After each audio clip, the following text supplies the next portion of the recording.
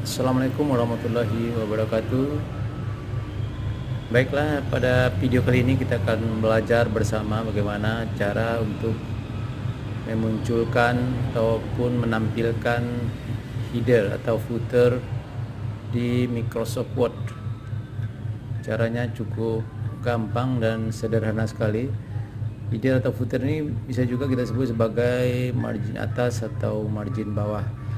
Oke, kita langsung saja pada dokumen Microsoft Word seperti yang kita lihat ini.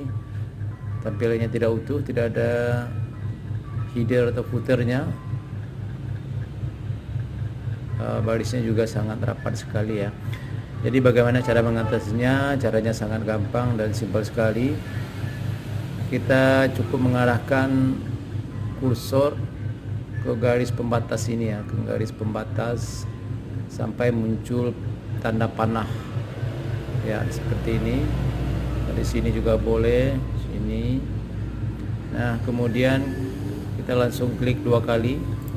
Nah, sekarang sekarang sudah ada header dan footernya.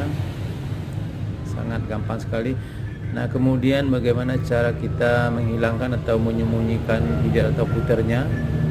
Caranya adalah kita letakkan kursor di sini seperti tadi hingga muncul tanda panah. Di sini juga boleh, terserah ya.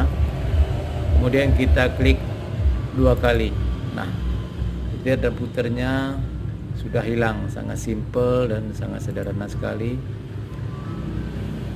Silahkan mencoba.